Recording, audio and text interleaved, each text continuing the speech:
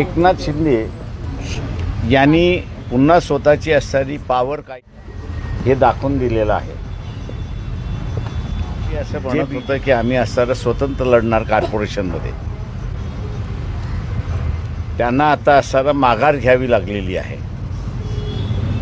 आणि एकनाथ शिंदे अमित शहालाच स्वतःच्या खिशामध्ये घालते.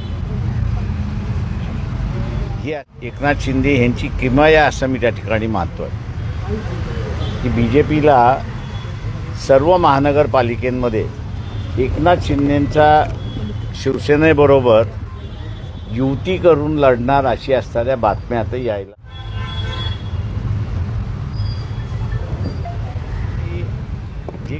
विधानसभा घडल्यानंतर एकनाथ शिंदेंना मुख्यमंत्री केलं.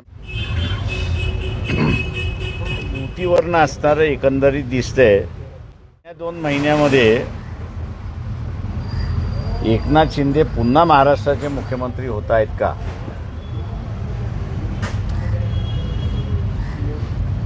अशी परिस्थिती उभी राहिली असं मी त्या ठिकाणी मानतोय. शरद पवार हे सारं चाणक्य म्हणून मानल्या जातात. ती वस्तुस्थिती आहे, त्यांना नाकारता येत नाही. पण मध्यंतरी एकनाथ शिंदे आणि शरद पवार यांची बैठक झाली. त्या बैठकीच्या निमित्ताने जे काही संदेश द्यायचे होते ते संदेश त्या ठिकाणी आहे.